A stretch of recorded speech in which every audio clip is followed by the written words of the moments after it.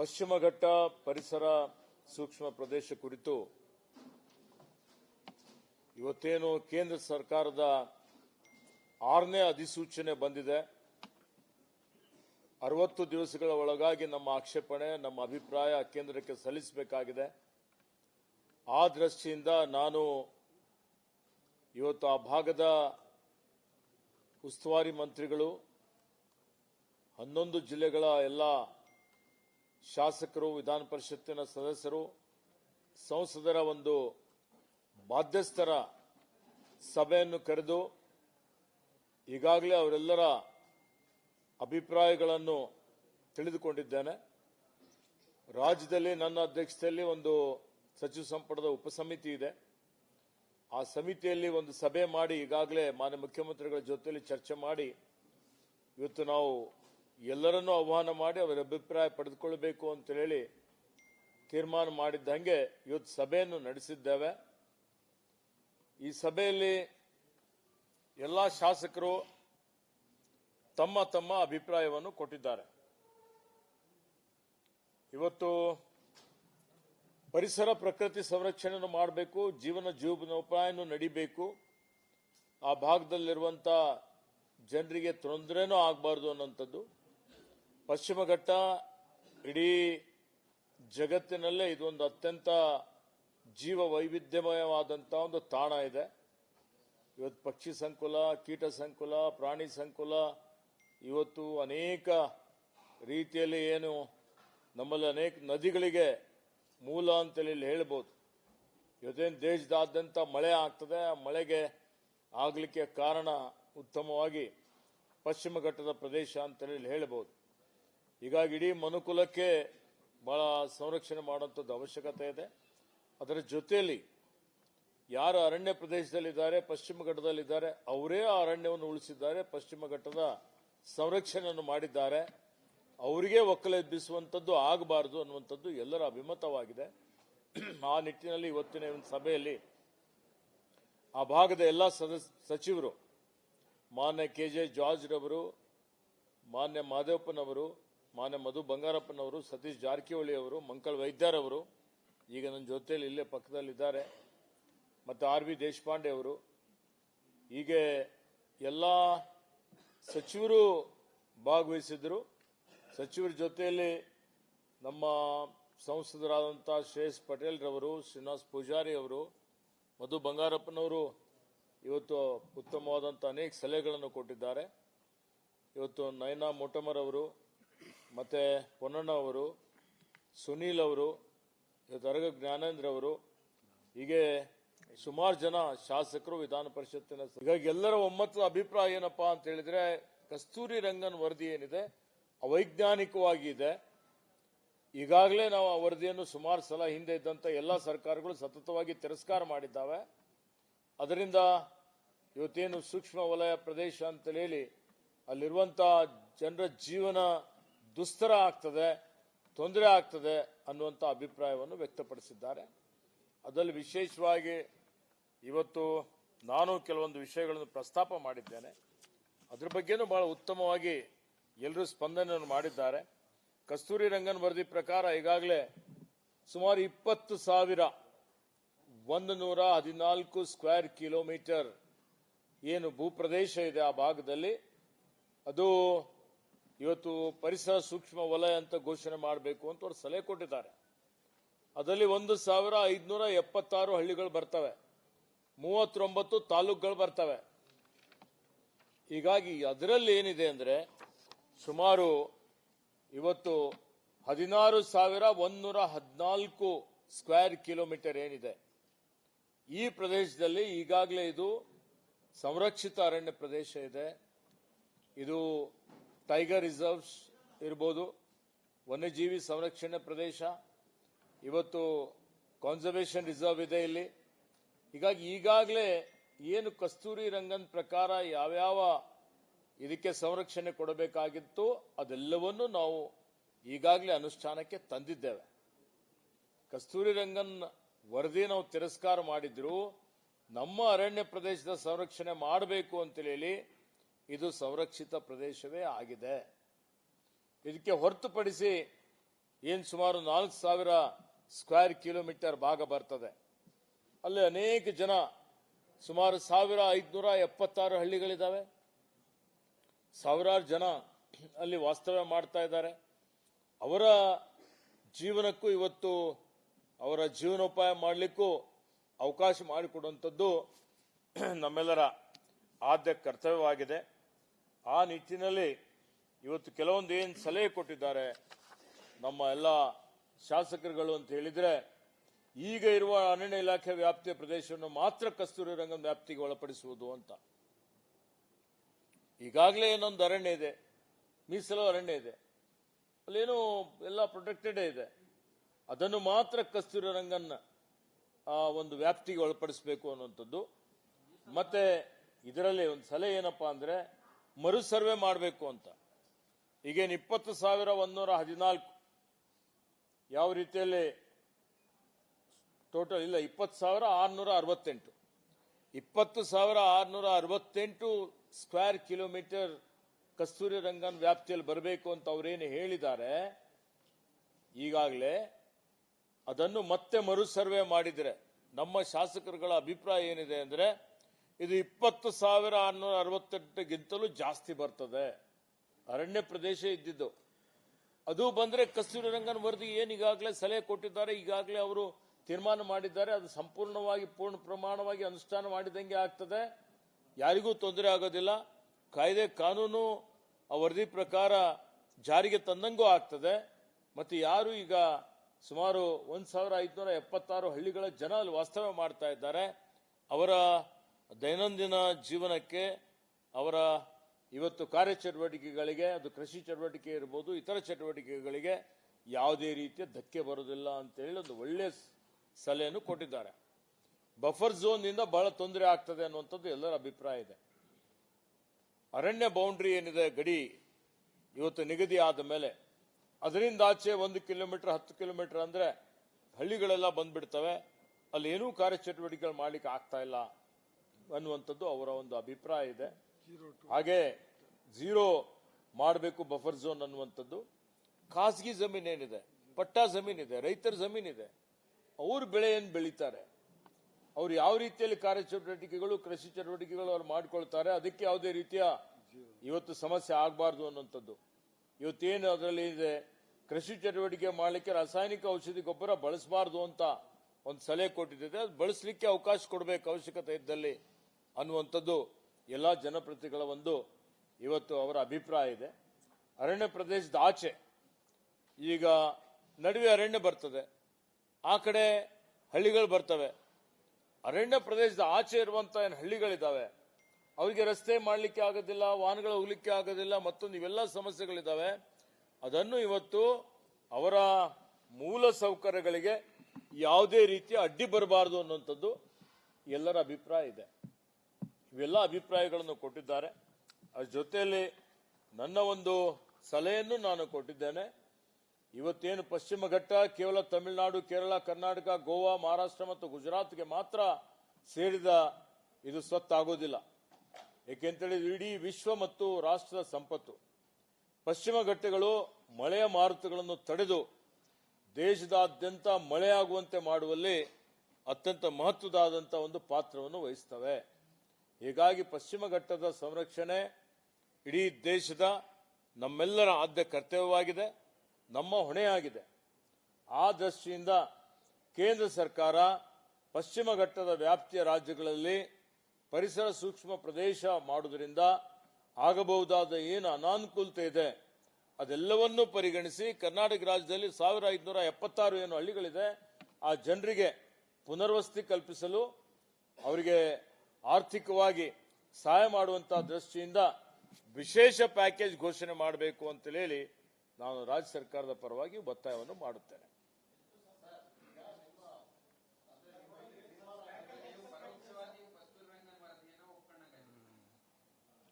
ನೋಡಿ, ನನ್ನ ಸಲಹೆ ಅಂತ ಹೇಳ್ತಾ ಇದ್ದೀನಿ, ಯಾವುದೂ ಇವತ್ತಿನ ದಿವಸ ತೀರ್ಮಾನ ಆಗಿಲ್ಲ, ಮತ್ತೆ ಇದು ಗೊಂದಲ ಬೇಡ. ಇದು ಬರೀ ಎಲ್ಲರ ಸಲಹೆ ತೆಗೆದುಕೊಳ್ಳಿಕ್ಕೆ ಮಾಡಿದಂತ ಒಂದು ಸಭೆ. ಎಲ್ಲರೂ ತಮ್ಮ ತಮ್ಮ ಸಲಹೆಗಳನ್ನು ಕೊಟ್ಟಿದ್ದಾರೆ. ಸರ್ವಸಮ್ಮತವಾಗಿ ಹೇಳಿದ್ದೇನಪ್ಪಾ ಅಂದ್ರೆ ತಿರಸ್ಕಾರ ಮಾಡಬೇಕು ಅಂತ ಹೇಳಿದ್ದಾರೆ. ಅವರೆಲ್ಲರ ಅಭಿಪ್ರಾಯ ನಾನು ನಾಳೆ ನಡೆಯುವಂತ ಸಚಿವ ಸಂಪುಟದ ಉಪಸಮಿತಿಯಲ್ಲಿ ಮಂಡನೆ ಮಾಡ್ತೇನೆ. ಅದಾದ ಮೇಲೆ ಸಚಿವ ಸಂಪುಟದಲ್ಲಿ ಈ ವಿಷಯ ಪ್ರಸ್ತಾಪ ಆಗ್ತದೆ. ಅದಾದ ಮೇಲೆ ಸನ್ಮಾನ್ಯ ಮುಖ್ಯಮಂತ್ರಿಗಳ ಜೊತೆಯಲ್ಲಿ ಚರ್ಚೆ ಮಾಡಿ ಅಂತಿಮವಾಗಿ ಇವತ್ತು ಕೇಂದ್ರಕ್ಕೆ ನಮ್ಮ ಅಭಿಪ್ರಾಯವನ್ನು ಸಲ್ಲಿಸ್ತೇವೆ. ಕೆಲವೊಂದು ಶಾಸಕರು ಕೇಂದ್ರಕ್ಕೆ ಒಂದು ನಿಯೋಗ ತೆಗೆದುಕೊಂಡು ಹೋಗಿ ಇದರಿಂದ ಏನು ಬಾಧ್ಯಸ್ಥರಿಗೆ ಯಾವ ರೀತಿಯಲ್ಲಿ ಅನಾನುಕೂಲತೆ ಆಗ್ತದೆ ಅನ್ನುವಂಥದ್ದು ಅವ್ರ ಗಮನಕ್ಕೆ ತರಬೇಕು ಅನ್ನುವಂಥ ಒಂದು ಮಾತನ್ನು ಹೇಳಿದ್ದಾರೆ. ಅದರ ಬಗ್ಗೆನೂ ಚರ್ಚೆ ಮಾಡಿ ತೀರ್ಮಾನ ಮಾಡ್ತೇವೆ ಅನ್ನುವಂಥ ಮಾತನ್ನು ಹೇಳಿಕೆ ಬಯಸ್ತೇನೆ.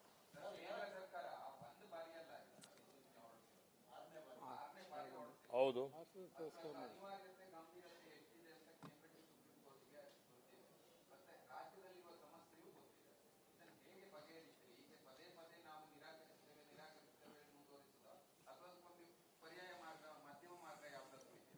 ಈಗಾಗಲೇ ಮಧ್ಯಮವಾದಂಥ ಮಾರ್ಗದ ಬಗ್ಗೆನೂ ಆಲೋಚನೆ ಮಾಡಿದ್ದೇವೆ. ಕೆಲವರು ಸಲಹೆ ಕೊಟ್ಟಿದ್ದಾರೆ ಇವತ್ತು, ಅದರ ಬಗ್ಗೆನೂ ನಾವು ಚರ್ಚೆ ಮಾಡ್ತೇವೆ. ಬ್ರಿಟಿಷರ ಕಾಲದಲ್ಲಿನೇ ಮಾಡಿರುವಂತಹ ಸರ್ವೆ ಇದು 16,142 ಚದರ ಕಿಲೋಮೀಟರ್ ಸಂರಕ್ಷಿತ ವಲಯ ಅಂತ. ಈಗ ಕಸ್ತೂರಿ ರಂಗನ್ ಹೇಳಿದ್ದಂಥದ್ದು 20,600 ಇವತ್ತು 68 ಸ್ಕ್ವೇರ್ ಕಿಲೋಮೀಟರ್ ಮಾಡಬೇಕು ಅಂತೇಳಿ ಹೇಳಿದಂಥದ್ದು. ಹೀಗಾಗಿ ಈ ಸರ್ವೆ ಸಮರ್ಪಕವಾಗಿಯೇ ಇದೆ. ಹೀಗಾಗಿ ಮತ್ತೊಮ್ಮೆ ನಾವು ಸರ್ವೆ ಮಾಡಿದರೆ ನಿಖರವಾದಂಥ ನಮ್ಮ ಜನಪ್ರತಿನಿಧಿಗಳ ಅಭಿಪ್ರಾಯ ಏನು ಅಂದರೆ ಇನ್ನೊಂದ್ಸಲ ಸರ್ವೆ ಮಾಡಿದರೆ, ಹಿಂದೆ ಮಾಡಿಲ್ಲ ನೋಡಿ, ಇನ್ನೊಂದು ಸಮಿತಿಯನ್ನು ಮಾಡಿದ್ರು, ಸಂಜಯ್ ಕುಮಾರ್ ಸಮಿತಿ. ಆ ಸಮಿತಿಯವರು ಮಾಡಿದ ಉದ್ದೇಶ ಏನಿತ್ತು ಅಂತ ಹೇಳಿದ್ರೆ, ನೀವು ಹೋಗಿ ಆ ಗ್ರಾಮ ಪಂಚಾಯತ್ಗಳಿಗೆ ಭೇಟಿ ಕೊಡಿ, ಆ ಗ್ರಾಮಗಳಿಗೆ ಭೇಟಿ ಕೊಡಿ, ಜನ ಜೊತೆಯಲ್ಲಿ ಚರ್ಚೆ ಮಾಡಿ ಅಂತ ಹೇಳಿದ್ರು. ಅವ್ರು ಹೋಗೇ ಇಲ್ಲ, ಎಲ್ಲೂ ಹೋಗಿಲ್ಲ. ಅವರು ಬರೀ ನನಗೊಂದು ದಿವಸ ಬಂದು ಭೇಟಿ ಮಾಡಿದ್ರು, ಭೇಟಿ ಮಾಡಿ ಹೋಗಿಬಿಟ್ರು ಅಷ್ಟೇ. ಇವತ್ತು ಅದಕ್ಕೆ ಕಸ್ತೂರಿ ರಂಗನ್ ವರದಿ ಬಂದು 11 ವರ್ಷಗಳಾಗಿದೆ. ಈಗ ಇವತ್ತು 2013ರಲ್ಲಿ ವರದಿ ಬಂದಂಥದ್ದು. ಇದು ಮಾಧವ್ ಗಾಡ್ಗಿಲ್ ಅವ್ರ ವರದಿ 2011ನಲ್ಲಿ ಬಂತು. ಸೊ ಹೀಗಾಗಿ ಈಗ ಏನೇನು ಇವತ್ತು ಬದಲಾವಣೆ ಆಗಿದೆ, ಯಾವ ರೀತಿಯಲ್ಲಿ ಇವತ್ತು ಇದನ್ನು ಜನರಿಗೆ ತೊಂದರೆ ಆಗದ ರೀತಿಯಲ್ಲಿ ಪ್ರಕೃತಿ ಪರಿಸರ ಸಂರಕ್ಷಣೆ ಮಾಡುವಂಥದ್ದರಲ್ಲಿ ಏನು ಕ್ರಮ ತೆಗೆದುಕೊಳ್ಬೇಕಾಗಿದೆ ಅಂತ ಹೇಳಿ ತಜ್ಞರ ಜೊತೆಯಲ್ಲೂ ಸಮಾಲೋಚನೆ ಮಾಡಿ ಅಂತಿಮವಾದಂಥ ಒಂದು ತೀರ್ಮಾನ ತೆಗೆದುಕೊಳ್ಬೇಕಾಗ್ತದೆ. ನಾನು ಅದಕ್ಕೆ ಹೇಳಿದೆ, ಈಗ ನಾವು ಅಂತಿಮವಾಗಿ ಯಾವುದೂ ತೀರ್ಮಾನ ಮಾಡಿಲ್ಲ, ಸಲಹೆ ತಗೊಂಡಿದ್ದೇವೆ. ಏನೇನು ಸಲಹೆ ಬಂದಿದೆ ಅಂತ ಹೇಳಿ ನಾನು ತಮ್ಮ ಎದುರುಗಡೆ ಇಕ್ಕಿದ್ದೇನೆ.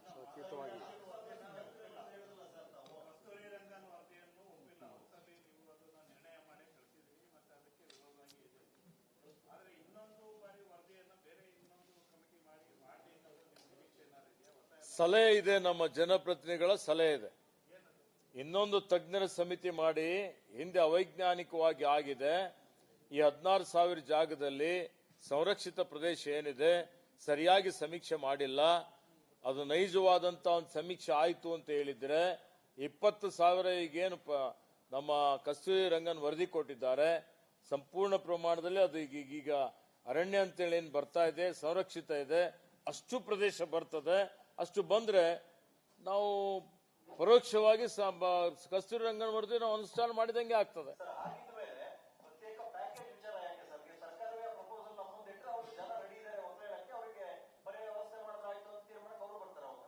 ನನ್ನ ಸಲಹೆ ಏನು ಅಂತ ಹೇಳಿದ್ರೆ, ಆ ಭಾಗದ ಜನ ಅರಣ್ಯ ಉಳಿಸಲಿಕ್ಕೆ ಬಹಳಷ್ಟು ಪ್ರಯತ್ನ ಮಾಡ್ತಾ ಇದ್ದಾರೆ.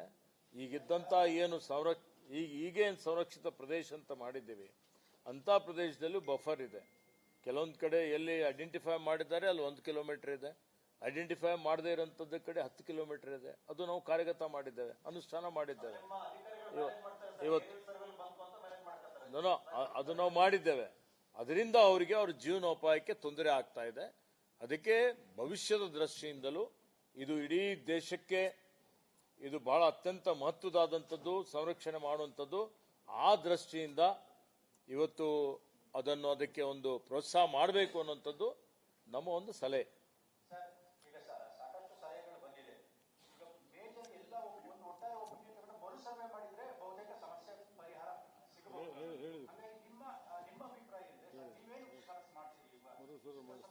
ನಾನು ಎಲ್ಲರ ಸಲಹೆಯನ್ನು ಕ್ರೋಢೀಕರಣ ಮಾಡಿದ್ದೇನೆ. ನಾನು ನಾಳೆ ಸಚಿವ ಸಂಪುಟದ ಸಭೆಯಲ್ಲಿ ಚರ್ಚೆ ಮಾಡ್ತೇನೆ, ನನ್ನ ಅಭಿಪ್ರಾಯನೂ ಹೇಳ್ತೇನೆ. ಅದಾದ ಮೇಲೆ ಮುಖ್ಯಮಂತ್ರಿಗಳ ಜೊತೆಲೂ ಚರ್ಚೆ ಮಾಡಿ ಅಂತಿಮವಾಗಿ ಇವತ್ತೇನು 26, 27ನೇ ತಾರೀಕಿನ ಒಳಗಾಗಿ ಅಲ್ಲ ವಿಜಯಮೋಹನ್, 27ನೇ ತಾರೀಕಿನ ಒಳಗಾಗಿ ನಾವು ಕೇಂದ್ರಕ್ಕೆ ನಮ್ಮ ಅಭಿಪ್ರಾಯವನ್ನು ಸಲ್ಲಿಸ್ತೇವೆ. ಇದೇ ತಿಂಗಳು 20.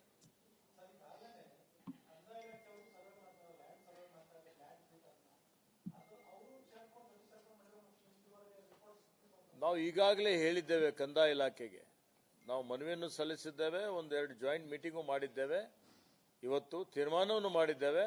ಎಲ್ಲೆಲ್ಲಿ ಅವಶ್ಯಕತೆ ಇದ್ದಂಥ ಒಂದು ಜಿಲ್ಲೆಗಳಲ್ಲಿ ಕಂದಾಯ ಮತ್ತು ಅರಣ್ಯ ಇಲಾಖೆಯವರು ಜಂಟಿಯಾಗಿ ಸರ್ವೆ ಮಾಡಬೇಕು ಅಂತ ಒಂದು ಸರ್ವೆ ನಂಬರ್ ಇರುತ್ತೆ.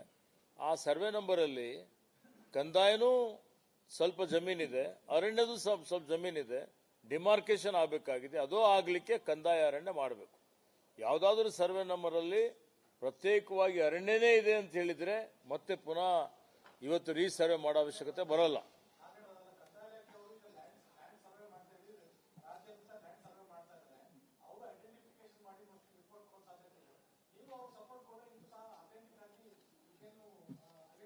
ಮಾಡ್ತೇವೆ, ಅದು ಎಕ್ಸ್ಪ್ಲೋರ್ ಮಾಡ್ತೀವಿ.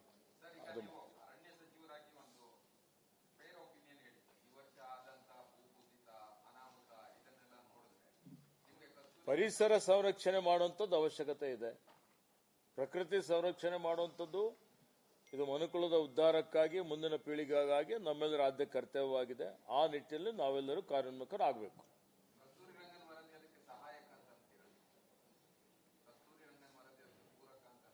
ನಾನು ಸಂಪೂರ್ಣವಾಗಿ ಅದ್ರ ಬಗ್ಗೆ ನಾನು ತಜ್ಞನಿದ್ದೀನಿ ಅಂತ ಹೇಳಲಿಕ್ಕೆ ನಾನು ಹೋಗೋದಿಲ್ಲ. ನಾನು ತಜ್ಞರ ಜೊತೆಯಲ್ಲಿಯೂ ಅವ್ರ ಸಲಹೆಗಳು ಪಡಿತಾ ಇದ್ದೇನೆ. ನಾನು ಅದಕ್ಕೆ ಏನು ವಾಸ್ತವಾಂಶ ಇದೆ ಅದು ತಮ್ಮ ಗಮನಕ್ಕೆ, ಈ ರಾಜ್ಯದ ಜನರ ಗಮನಕ್ಕೆ, ಆ ಭಾಗದ ಜನರ ಗಮನಕ್ಕೆ ತಂದಿದ್ದೇನೆ. ನನಗೂ ಮೊದಲು ಮಾಹಿತಿ ಇರಲಿಲ್ಲ. ಇತ್ತೀಚೆಗೆ ನಾನು ಅಧ್ಯಯನ ಮಾಡಿದಂಥ ಸಂದರ್ಭದಲ್ಲಿ 83% ಕಸ್ತೂರಿ ರಂಗನ್ ವರದಿ ಏನು ಹೇಳ್ತದೆ ಇದನ್ನು ಪರಿಸರ ಸೂಕ್ಷ್ಮ ಅಂತ ಈಗಾಗಲೇ ಅದು ಜಾರಿಯಲ್ಲಿದೆ. ಈಗ ಉಳಿದದ್ದು ಬರೀ 17% ಮಾತ್ರ. 17% ಅಲ್ಲಿ ಕೇರಳದವರು ಒಂದು ತಜ್ಞರ ಸಮಿತಿ ಮಾಡಿ ಅವ್ರಿಗೇನು 12-13 ಸಾವಿರ square kilometre eco sensitive zone ಅಂತೇಳಿ ಕಸ್ತೂರಿ ರಂಗನ್ ಸಮಿತಿಯವರು ಪರಿಸರ ಸೂಕ್ಷ್ಮ ವಲಯ ಅಂತೇಳಿ ಘೋಷಣೆ ಮಾಡಿದ್ದು ಕಡಿಮೆ ಮಾಡಿ 9,000 ಮಾಡಿದ್ದಾರೆ ಅಂತ ನಾನು ತಿಳ್ಕೊಂಡಿದ್ದೀನಿ. ಮತ್ತೆ ನಮ್ಮವರು ಕೆಲವೊಂದು ಇವತ್ತು ನನ್ನ ಗಮನಕ್ಕೂ ಬಂದಿದ್ದು ಏನು ಹೊಸದಾಗಿ ಅಂತ ಹೇಳಿದ್ರೆ, ಈಗಾಗಲೇ ಅವರು ಗುಡ್ಡಕ್ಕೆ ಹಿಡ್ಕೊಂಡು ಸರ್ವೆ ಮಾಡಿದ್ದಾರೆ. ಹೀಗಾಗಿ ಇದು 16,000 ಏನಿದೆ 668 ಅಂತ ಏನು ಸಂರಕ್ಷಿತ ಪ್ರದೇಶ ಅಂತ ಬರ್ತಾ ಇದೆ, ಇದು 20-21 ಸಾವಿರಗೆ ಹೋಗಬಹುದು. ನೀವು ಸರಿಯಾಗಿ ಗ್ರೌಂಡ್ ಲೆವೆಲ್ ಅಲ್ಲಿ ಇನ್ನೊಮ್ಮೆ ಮರು ಸರ್ವೆ ಮಾಡಿ ನಿಮಗೆ ಹೆಚ್ಚಿನ ಒಂದು ಪ್ರದೇಶ ಸಿಗ್ತದೆ. ಹೆಚ್ಚಿನ ಪ್ರದೇಶ ಸಿಕ್ಕರೆ ಈಗೇನು ಕಸ್ತೂರಿ ರಂಗನ್ ವರದಿ ಈಗಾಗಲೇ ನಮಗೆ ಸಲ್ಲಿಸಿದ್ದಾರೆ ಅದು ಪರೋಕ್ಷವಾಗಿ 100% ನಾವು ಅನುಷ್ಠಾನ ಮಾಡಿದಂಗೆ ಆಗ್ತದೆ. ಕೆಲವೊಂದು ವಿಷಯಗಳಿದ್ದಾವೆ ನೋಡಿ. ಇಲ್ಲಿ ಏನು ರೈತರ ಜಮೀನು, ನನ್ನ ಜಮೀನಿದೆ, ನನ್ನ ಪಟ್ಟ ಜಮೀನಿದೆ. ನಾನು ಕೃಷಿ ಮಾಡಲಿಕ್ಕೆ ನೀವು ಹಿಂಗೆ ಮಾಡಬೇಕು ಹಂಗೆ ಮಾಡಬೇಕು, ನೀವು ರಾಸಾಯನಿಕಗಳು ಉಪಯೋಗ ಮಾಡಬಾರ್ದು ಅಂತೇಳಿ ನಾವು ಕಾಯ್ದೆ ಕಾನೂನು ಮಾಡಿದ್ರೆ ಆ ರೈತ ಎಲ್ಲಿ ಹೋಗ್ಬೇಕು ಇವತ್ತು? ಆಮೇಲೆ ನನ್ನ ತಲತಲಾಂತರದಿಂದ ನಮ್ಮ ಪೂರ್ವಜರೆಲ್ಲರೂ ಒಂದ್ ಕಡೆ ಇದ್ದಾರೆ. ಅಲ್ಲಿ ನೀವು ರೈಟ್ ಆಫ್ ವೇ ಕೊಟ್ಟಿಲ್ಲ, ಅರಣ್ಯ ಇಲಾಖೆ ಇದೆ ಅಂದ್ರೆ ಅವ್ರು ಹೋಗ್ಬೇಕು ಹೆಂಗೆ, ಬರ್ಬೇಕು ಹೆಂಗೆ ನೋಡಿ. ಈಗ ಗ್ರೌಂಡ್ ಲೆವೆಲ್ ಅಲ್ಲಿನೂ ಇವತ್ತು ಆಯಾ ಭಾಗದ ಜನನೇ ಆ ಪ್ರಕೃತಿ ಪರಿಸರ ಸಂರಕ್ಷಣೆ ಮಾಡಬೇಕಾಗ್ತದೆ. ಕಾಯ್ದೆ ಕಾನೂನು ನಾವು ಮಾಡ್ತೀವಿ, ಜಾರಿ ಮಾಡೋರು ಯಾರು, ಅನುಷ್ಠಾನ ಮಾಡೋರು ಯಾರು, ಅಳವಡಿಸ್ಕೊಳ್ಳೋರು ಯಾರು? ಅಳವಡಿಸ್ಕೊಳ್ಳೋರು ನಮ್ಮ ಜನನೇ ಇದ್ದಾರೆ. ಆ ಭಾಗದ ಜನ ಒಂದು ವೇಳೆ ಗ್ರಾಮಕ್ಕೆ ಗ್ರಾಮ ಪಂಚಾಯತಿಗೆ ಗ್ರಾಮ ಪಂಚಾಯತಿ ಪ್ರತಿಯೊಬ್ಬರು ಎಲ್ಲಾ ಪಕ್ಷದ ಪ್ರಮುಖ ಮುಖಂಡರುಗಳು ಎಲ್ಲರೂ ಬೇಡ ಅಂತೇಳಿ ಅನ್ನಂತ ಸಂದರ್ಭದಲ್ಲಿ ಇವತ್ತು ನಾವು ನಮ್ಮ ಒಂದು ಕಾಯ್ದೆ ಕಾನೂನುಗಳನ್ನು ಇಂಪೋಸ್ ಮಾಡುವಂಥದ್ದು, ಅವ್ರ ಮೇಲೆ ಹೇರುವಂಥದ್ದು. ಸೊ ಅದು ಇಂಪ್ಲಿಮೆಂಟ್ ಮಾಡುವಂಥದ್ದು, ಅನುಷ್ಠಾನ ಮಾಡುವಂಥದ್ದು ಬಹಳ ಕಷ್ಟ ಆಗ್ತದೆ. ನಾವು ಅವರೆಲ್ಲರಿಗೆ ವಿಶ್ವಾಸದಲ್ಲಿ ತೆಗೆದುಕೊಂಡು ಅವರಿಗೆ ತೊಂದರೆ ಆಗದ ರೀತಿಯಲ್ಲಿ ಇವತ್ತಿದೆ, ಅದನ್ನು ನಾವು ಅನುಷ್ಠಾನ ಮಾಡಿದ್ರೆ ಯಶಸ್ವಿ ಆಗ್ತೀವಿ.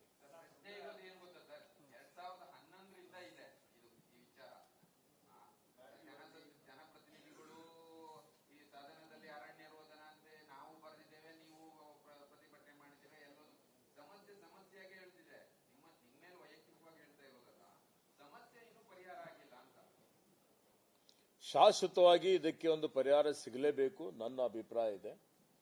ಹೀಗಾಗಿ ನನ್ನ ಅಭಿಪ್ರಾಯ, ನಾನು ನಾಳೆ ಸಚಿವ ಸಂಪುಟದ ಉಪಸಮಿತಿಯಲ್ಲಿ ಮಂಡನೆ ಮಾಡ್ತೇನೆ, ಸಚಿವ ಸಂಪುಟದಲ್ಲೂ ಮಂಡನೆ ಮಾಡ್ತೇನೆ, ಮತ್ತೆ ಹೇಳ್ತೇನೆ. ಅಂತಿಮವಾಗಿ ಎಲ್ಲರೂ ಕೂಡಿ ಒಂದು ತೀರ್ಮಾನಕ್ಕೆ ಸರ್ಕಾರ ಬರ್ತದೆ, ಎಲ್ಲರ ಅಭಿಪ್ರಾಯ ತೆಗೆದುಕೊಂಡು ತೀರ್ಮಾನಕ್ಕೆ ಬರ್ತದೆ.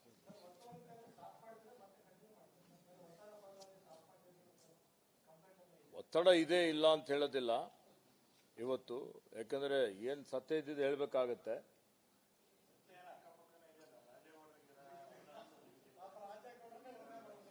ಅಲ್ಲ, ಈಗ ರಾಜೇಗೌಡರು ಸಹಕಾರ ಮಾಡಿದ್ದಾರೆ, ನಿಜವಾಗಿ ಹೇಳ್ಬೇಕು ಅಂದ್ರೆ ರಾಜೇಗೌಡರು ಎಷ್ಟು ಮಟ್ಟಿಗೆ ಸಹಕಾರ ಮಾಡಿದ್ದಾರೆ ಅಂತ ಹೇಳಿದ್ರೆ, ನೂರಾರು ಎಕರೆ ಭೂಮಿ ಅವ್ರು ಸ್ವತಃ ಖುದ್ದಾಗಿ ಎದುರು ನಿಂತು ಒತ್ತುವರಿ ತೆರವು ಮಾಡಿಸಿ ಸ್ವಲ್ಪ ಬೆಳೆ ಬೆಳೆದವರಿಗೆ ಅಂಡರ್ಟೇಕಿಂಗ್ ಕೊಡ್ಲಿಕ್ಕೆ ಹೇಳಿದ್ದಾರೆ.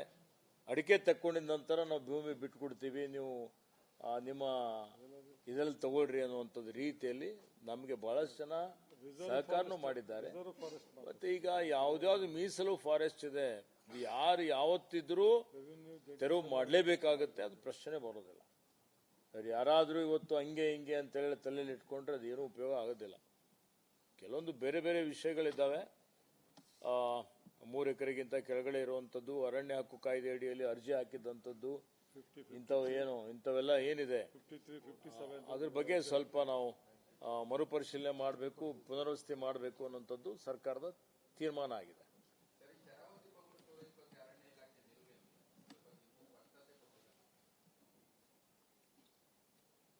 ಅರಣ್ಯ ಇಲಾಖೆಯಲ್ಲಿ ಒಂದು ಸಲ ಸಭೆ ಆಗಿದೆ, ಜಾಯಿಂಟ್ ಆಗಿ.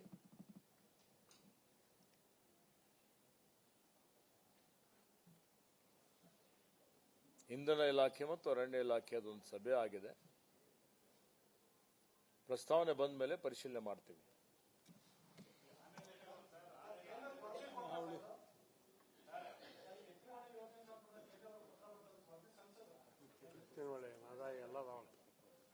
ಮಹದಾಯಿಯಲ್ಲಿ ನಾವು ಕೇಂದ್ರಕ್ಕೆ ಕೊಟ್ಟಿದ್ದಂಥದ್ದು ಗೋವಾದವರು ವಿರೋಧ ಮಾಡ್ತಾ ಇದ್ದಾರೆ ಅಂತ ಹೇಳಿ ಅವ್ರು ನಮಗೆ ಅದನ್ನು ಇನ್ನೂ ಅನುಮೋದನೆ ಮಾಡಿಲ್ಲ. ಎತ್ತಿನ ಹೊಳೆಯಲ್ಲಿ ನಾವು ಪ್ರಸ್ತಾವನೆ ಕಳಿಸಿದ್ದೇವೆ, ಅದಕ್ಕೆ ಅವರು ಕೆಲವೊಂದು ಸ್ಪಷ್ಟೀಕರಣ ಕೇಳಿದ್ದಾರೆ. ಆ ಸ್ಪಷ್ಟೀಕರಣಕ್ಕೆ ಉಪಯೋಗಿ ಸಂಸ್ಥೆಯವರು ಅಂದರೆ ನೀರಾವರಿ ಇಲಾಖೆಯವರು ಇವತ್ತು ಸ್ಪಷ್ಟೀಕರಣ ಕೊಡ್ತಾ ಇದ್ದಾರೆ. ಇನ್ನು ಬಾಕಿ ಏನು ಜಮೀನು ಬೇಕಾಗಿದೆ, ಅರಣ್ಯ ಜಮೀನು ಸುಮಾರು 508 ಎಕರೆ ಜಮೀನು ಇವತ್ತು ಎತ್ತಿನ ಹೊಳೆಗೆ ಬೇಕು ಅಂತೇಳಿ ನಮಗೆ ಪ್ರಸ್ತಾವನೆ ಸಲ್ಲಿಸುವವರಿದ್ದಾರೆ. ಆ ಸಲ್ಲಿಸಿದ ಮೇಲೆ ಅದಕ್ಕೆ ಬೇಕಾದಂತಹ ಪರ್ಯಾಯ ಜಮೀನೇನಿದೆ, ಇವತ್ತು ಕಾಂಪನ್ಸೇಟರಿ ಅಫಾರೆಸ್ಟೇಷನ್ಗೆ ಆ ಜಮೀನು ಗುರುತಿಸ್ತಾ ಇದ್ದಾರೆ ಕಂದಾಯ ಇಲಾಖೆಯವರು. ಆ ಜಮೀನು ಗುರುತಿಸಿ ನಮಗೆ ಕೊಟ್ಟ ಮೇಲೆ ನಾವು ಆ ಪ್ರಸ್ತಾವನೆ ಸ್ಟೇಜ್ 1ಗೆ ಕೇಂದ್ರಕ್ಕೆ ಕಳಿಸ್ತೀವಿ. ಕೇಂದ್ರದವರು ಅನುಮೋದನೆ ಮಾಡಿದ ಮೇಲೆ ಇವತ್ತು ಮತ್ತೇನು ಅದಕ್ಕೆ ಹಣ ಏನು ಕಟ್ಟಬೇಕಾಗತ್ತೆ, ಒಂದು ಮರಕ್ಕೆ 10 ಮರ ಅಂತೇಳಿ ಆ ರೀತಿಯಲ್ಲಿ ಅವ್ರ NPV ಚಾರ್ಜಸ್ಸು, CA ಚಾರ್ಜಸ್ಸು ಎಲ್ಲ ಕಟ್ಟಿದ ಮೇಲೆ ಸ್ಟೇಜ್ 2ಗೆ ಅನುಮೋದನೆಗೆ ಹೋಗ್ತದೆ. ಆ ಸಂದರ್ಭದಲ್ಲಿ ನಮ್ದೇನು ಅರಣ್ಯ ಇಲಾಖೆ ಜಮೀನಿದೆ ಆ ಜಮೀನು ಪರ್ಯಾಯವಾಗಿ ಅವರಿಗೆ ಕಾಮಗಾರಿ ಮಾಡಲಿಕ್ಕೆ ಅವರು ಮುಂದುವರಿಸಲಿಕ್ಕೆ ಸಾಧ್ಯ ಆಗ್ತದೆ. ಆ ರೀತಿಯಲ್ಲಿ ಈಗಾಗಲೇ ನಾನು ಆದಷ್ಟು ಶೀಘ್ರದಲ್ಲಿ ಇದನ್ನು ಇದನ್ನು ಬಹಳ ಬೇಗ ಮಾಡಬೇಕು ಅಂತೇಳಿ, ತೀವ್ರಗತಿಯಲ್ಲಿ ಮಾಡಬೇಕು ಅಂತ ನಾನು ಅವರಿಗೆ ಸೂಚನೆಯನ್ನು ಕೊಟ್ಟಿದ್ದೇನೆ. ಹೌದು, ಅದಕ್ಕೆ ಹೇಳ್ತಾ ಇದ್ದೀನಿ, ಉಪಯೋಗಿ ಸಂಸ್ಥೆಯವರು, ನೀರಾವರಿ ಇಲಾಖೆಯವರು ಎಷ್ಟು ಬೇಗ ನಮಗೆ ಪ್ರಸ್ತಾವನೆ ಸಲ್ಲಿಸ್ತಾರೆ ಪರಿವೇಶ್ ಪೋರ್ಟಲ್ ಅಲ್ಲಿ, ಅಷ್ಟು ಬೇಗ ಒಂದು ನಿಮಿಷವೂ ತಡ ಮಾಡದೆ ಅರಣ್ಯ ಇಲಾಖೆಯವರು ಪ್ರಸ್ತಾವನೆ ಕೇಂದ್ರಕ್ಕೆ, ಭಾರತ ಸರ್ಕಾರಕ್ಕೆ ಕಳಿಸಿಕೊಡ್ತಾರೆ.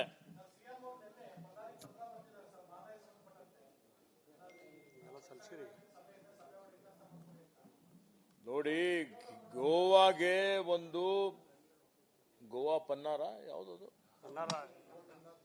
ಗೋವಾ ತಮ್ನಾರ್ ಒಂದು ವಿದ್ಯುತ್ ಅಂದ್ರೆ transmission line may be 765 KVA station ಇರಬಹುದು ಅಥವಾ 400 and odd KVA ಸ್ಟೇಷನ್ ಇರಬಹುದು, 440 KVA ಸ್ಟೇಷನ್. ಅದು ಆ ವಿದ್ಯುತ್ ಟ್ರಾನ್ಸ್ಮಿಷನ್ ಮಾಡಲಿಕ್ಕೆ ಅನುಕೂಲ ಆಗ್ತದೆ.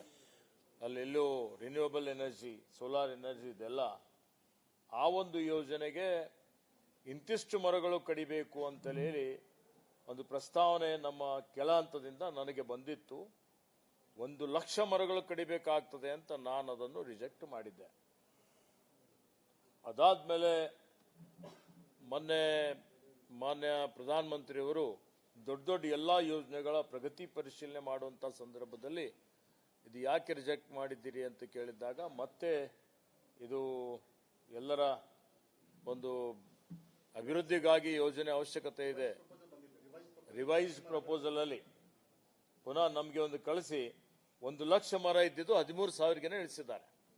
ಈಗ 13,000ಗೆ ಮರ ಇಳಿಸಿ ಮತ್ತೆ ಇದನ್ನು ಪುನರ್ ಪರಿಶೀಲನೆ ಮಾಡಿ ಇದಕ್ಕೆ ಪ್ರಸ್ತಾವನೆ ಕೇಂದ್ರಕ್ಕೆ ಕಳಿಸಬೇಕು ಅಂತ ಹೇಳಿ ಅವರು ಮನವಿಯನ್ನು ಸಲ್ಲಿಸಿದ್ದಾರೆ. ಅದಕ್ಕೆ ಇವತ್ತು ಕೇಂದ್ರದಿಂದ ಅವರಿಗೆ ಒಪ್ಪಿಗೆ ಇದೆ. ಆದರೆ ಸನ್ಮಾನ್ಯ ಮುಖ್ಯಮಂತ್ರಿಗಳು ಈಗಾಗಲೇ ಪಬ್ಲಿಕ್ ಡೊಮೈನ್ ಅಲ್ಲಿದೆ. ನಿನ್ನೆ ನಮ್ದು ಮದಾಯಿ ಯೋಜನೆಗೆ ಅವರು ಕ್ಲಿಯರೆನ್ಸ್ ಕೊಡ್ಲಿ, ಇದು ನಾವು ಕ್ಲಿಯರೆನ್ಸ್ ಕೊಡ್ತೀವಿ ಅನ್ನುವಂತ ಒಂದು ಮಾತನ್ನು ಸನ್ಮಾನ್ಯ ಮುಖ್ಯಮಂತ್ರಿಗಳು ಹೇಳಿದ್ದಾರೆ.